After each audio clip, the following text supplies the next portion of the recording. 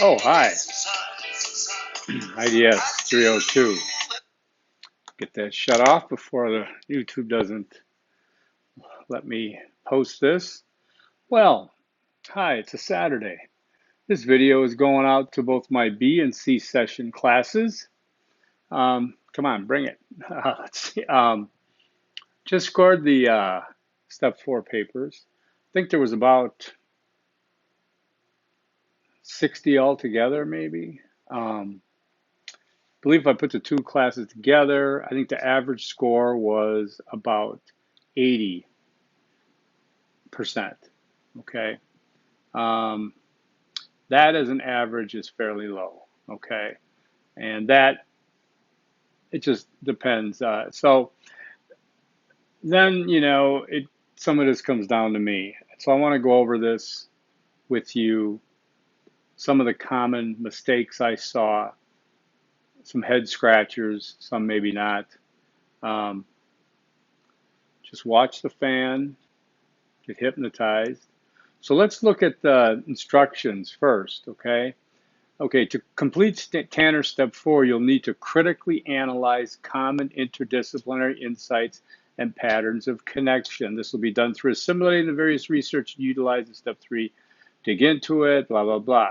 Be sure that your claims are, now this is in bold, supported by your source materials through citations, okay? Okay, new, I modified this steps, whatever, okay. You should be writing about your sources and how they inform your current research based on steps 1 and 2. Do they support it, challenge it, etc.? Support your assertions with citations. You can and should try to identify any ways that you can think that these sources integrate towards a solution, okay? Some may not integrate well. Why? Making integration challenging. Others may be closely related. Why? Making integration more natural.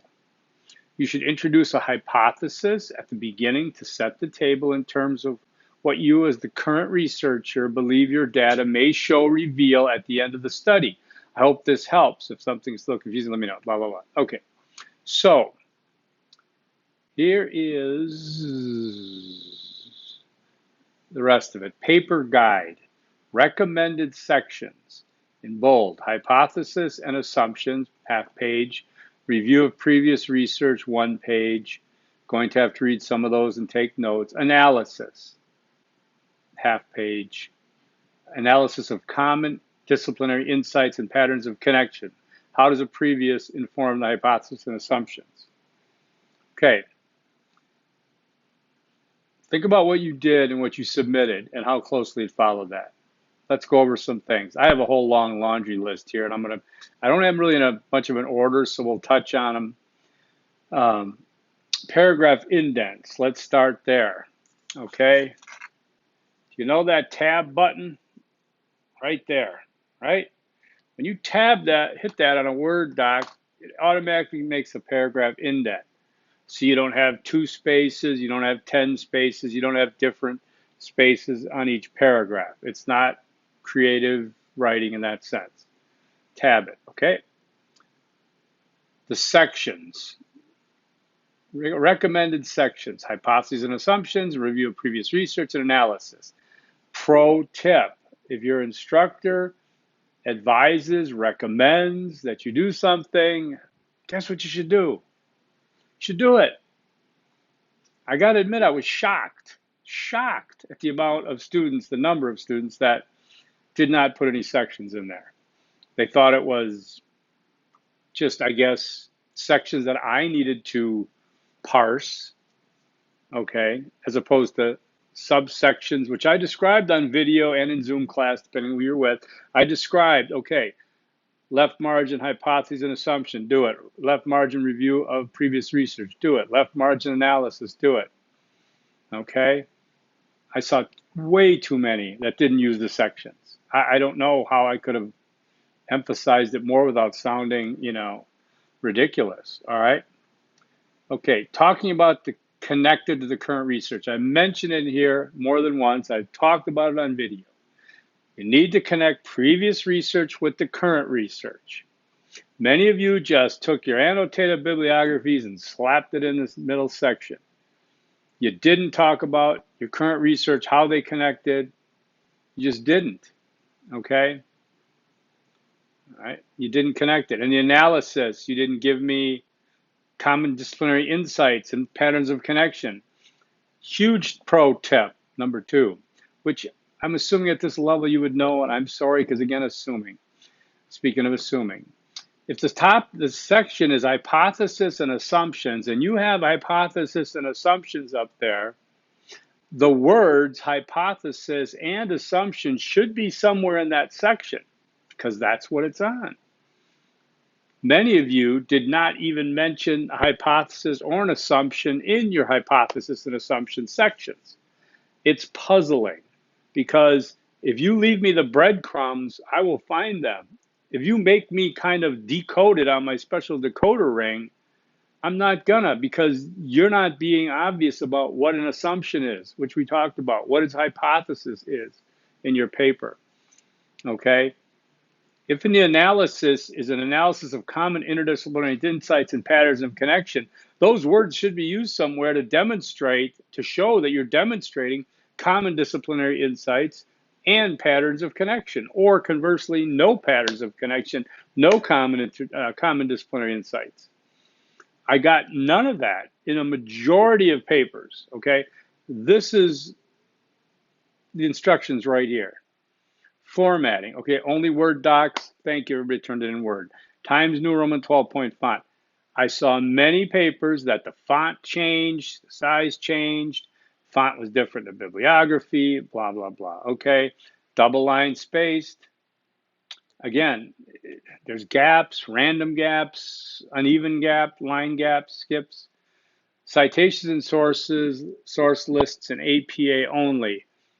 There's still plenty of works cited lists that aren't hanging paragraphs. Why? Why would you just blow that whole thing off the whole session and not know how to do a hanging paragraph when you're getting dinged for it? That's a weird place to stand your ground, because hanging paragraph is not a paragraph. It's a hanging paragraph. It's not everything jammed up together. It's not everything created in your own way. It's a format, okay? Citations, again, for the umpteenth time, not to mention the Purdue OWL where I tell you to look, citations don't come after the punctuation. That means you started the next sentence with the citation. I saw way too much of that, okay? So if you did that, don't think I'm pointing to you, because you're not the only one, frighteningly, okay? I'm sorry this is turning into a come to Jesus meeting, if you don't know what that is, but that's what it is. But I think it's important you know that as we get down to the home stretch. Okay, where am I?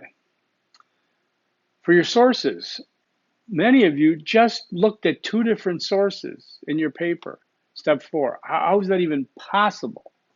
Okay, your annotated bibliography was supposed to have many more than that, and if you didn't, you heard about it from me, and now you come with 2 sources. Or you come maybe with 2 or 3 sources from the same discipline. Where's the integration there? Where's the interdisciplinary aspect? It doesn't exist, okay? Really off track. Small complaint here, absolutes. I've talked about that. I'm going to use an absolute to describe absolutes. You should never use absolutes, okay? Because there's never a case where it's always sunny in Phoenix. BS it is, okay? Everybody or nobody cares about X. Well, don't say that. You didn't poll everybody to say nobody. Don't use absolutes. Okay, it's very shallow thinking to use absolutes. It's like you'll see on Twitter and somebody replying to some celebrity said, "Oh, nobody cares." Is that the epitome of stupidity? First of all, that person cared enough to write "nobody cares" when certainly they care enough to write "nobody cares," and they probably follow that person. Blows my mind. Okay, absolutes, no. Okay, you don't prove anything. You see evidence of certain things, but there's no proof. All right. Okay. Citations at the top, citations network site at the bottom. I saw many occasions where what you listed on the bottom was not on top. And I don't care if it was on top, but it was just a different word from the citation. No, the exact thing. All right. And the format alphabetized by last name and the citation's last name. Again, these are only difficult if you make them difficult. You can write your name, you practiced it enough. Okay. You can do this if you practiced it enough, or if you at least put some effort into making sure you're doing it correctly. Okay. It's very difficult for me to go through all these papers, and there's so many mistakes that are, I hate to say it, due to carelessness. Because do you care about it by now? Okay. Um, I mentioned this. If you copy and paste something from a different paper from the website and put it in your Word doc, you will get a gray background on the lines. It's gray highlighting. Okay. I see that here. You have to rewrite that. That's doesn't look good. That's not appropriate. Okay. Um,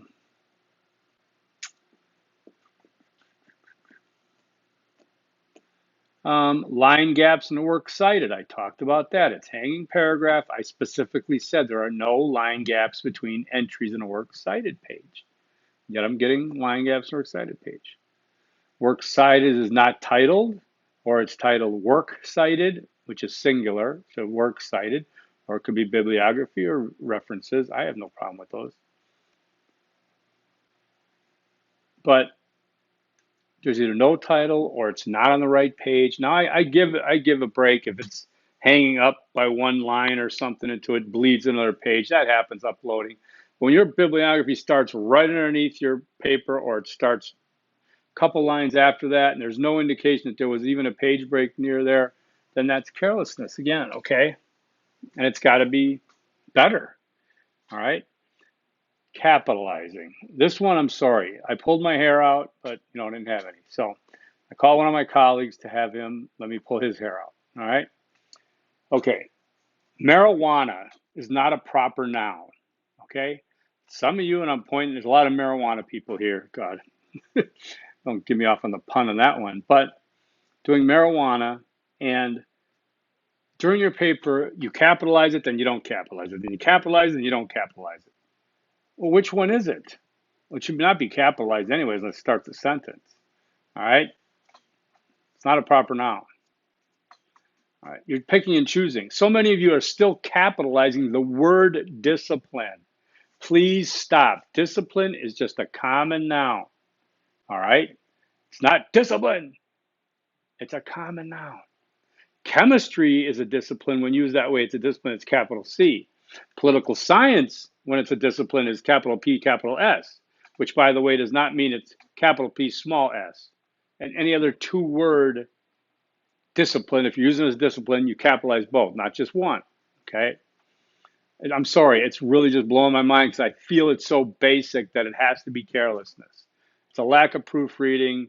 It's a lack of caring about it, okay? And that's kind of like offensive. I mean, unless, I don't know, if you think I'm easy and I'm a pushover, so I try to be a fair person, haha, that's my name, but I'm not, I still expect academic rigor and discipline, right, to do it right. Grammar itself, there's so much grammar that you're not doing I can tell you're not doing a grammar review or spell check, which is simple to do in Word. Why aren't you doing that? That means you don't care. Your kid's careless. Carelessness means without care, right? Okay, and so I got to read through this stuff and figure out what it means. All right, using your own format, changing around the paper. When I said here's the recommended sections, and you say no, I'm going to do it this way. I want to do it that way. Well, or not using the section still blows my mind.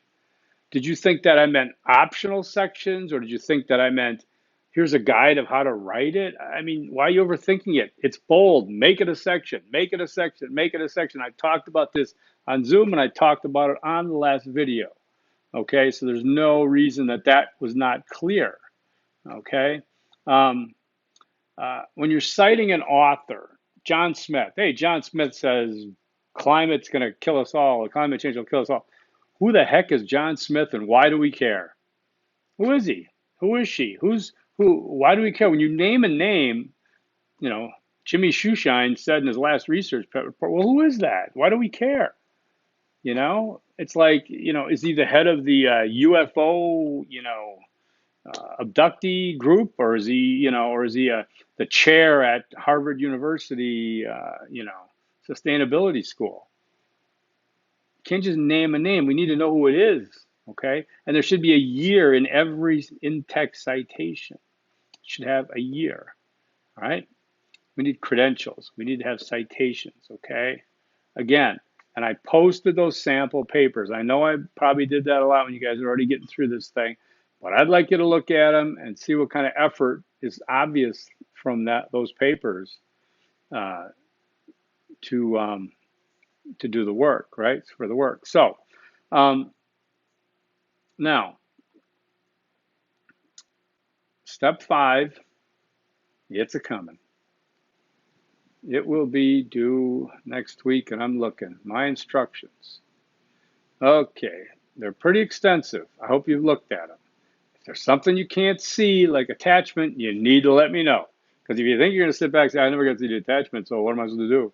Just let me know, okay? All right. I asked everyone in my C-session class to tell me, and I think 3 people did. That's not a good look. I told you that. If I don't say everyone, nobody would. I did say everyone, and 3 people did out of 20 some. Man, that hurts me. It hurts me right here. You know that. Okay, so I posted extensive instructions. They're both the same in the class. See, very extensive, all right, with samples. I would like you to look at those. If you look at them next Thursday or Wednesday and expect to write this final paper, don't expect a grade. Whatever the points are worth for your class, don't expect over 60%. Chance I won't give it to you. No, because you're not doing anything. This is still a 3-credit upper level university level course. Nobody can do it in a week, and nobody can do it just on the last day. We have standards. I have standards, okay? My teaching style may indicate to some that I don't have standards, and it's unfortunate because I think I could still be, approachable and gregarious or what have you, and not, lose integrity and academic rigor, okay, and scholarship. So this is a growing lesson then for some. All right, so step 5, again, the paper layout is right there. For those of you who have emailed me today about how does the final paper supposed to look, okay, not going to hold your hand. You're an upper level college student, university. Look at the instructions. If you have a question, something's not clear, you ask me, okay? If you have specific issues in that and you want to set up a Zoom meeting, I'm all for it. Set up a phone call, I'm all for it. If you email me questions, better be specific, okay? It can't just be, I don't get this, so what am I supposed to do? I won't answer that. I'll put it in a folder and never look at it again, okay? Be specific, or give me a Zoom or a phone call, all right? This is due Friday, May 1st, before 11:59 p.m. You did the Easter eggs, both classes. You know that. I've harped on it. Now you can see why I have to harp on it again, because I harp on other stuff and it doesn't appear in the papers. And I'm like, so if next Saturday I get emails saying, oh, I just totally spaced out on this. You just spaced out on wasting a class. That's not on me, okay? You need to be done, all right? And I don't care if your other classes are done on May 11th, May 10th, May 9th, May 8th, May 7th. Yours is done on May 1st, okay? May 2nd, it does not exist anymore, all right? Okay, so read through this again, all right? Now, as I already mentioned to my C class on an announcement, I will say this to B. You get a mulligan on your step 4. For your golfers out there, you know what that means. For your non-golfers, you should, here's what this means. The mulligan means you get another shot, okay, at step 4. If you want it. If you don't want it, that's fine. If you get a good grade, if you're cruising the way you want to be, that's fine. If you want to redo it, fix it, whatever, you have until Monday before midnight. Resubmit it in the same place. I should see it. Might want to shoot me an email after you submit it, because I don't want to say, oh, I'm going to submit mine. I'm going to keep an eye out for it. No, I want to know it's submitted, okay, before, and then I'll score it. No late charges, giving you the option. All right. Again, sergeant firm but fair. That's what they call them. So like I said, I did not like what I saw on a lot of those papers, enough to drive me to do this. But when there's so many, then I think it's a disconnect. Okay. But when I see some other ones get 100%, I'm like, wow, how did you do this? Okay. If you got a 90 to 100% in this paper, you're rocking my world. Okay. All right. I appreciate it. You got it somehow. I don't know what to do, why the other ones didn't. So let's do that and take it from there. You got it. That's the reward for watching this, is to know you can do it again if you want. Okay, you can't do paper 5 again. All right, you can't. Step 5, final paper. It's in here now. For class C session, I will see you folks on Tuesday on Zoom. For my B session, I will probably do another video by Wednesday, late Wednesday, early Thursday at the latest, to address anything that might have come up that I thought of between now and then, or as urgency warrants. Okay, so this is not it. We got ourselves 6 days from midnight tonight. You got this. Okay, just stop being knuckleheads. You hear that? That's a lot of rattling around. Okay, you guys, you stuck with it for 21 and a half minutes. Forks up. Peace.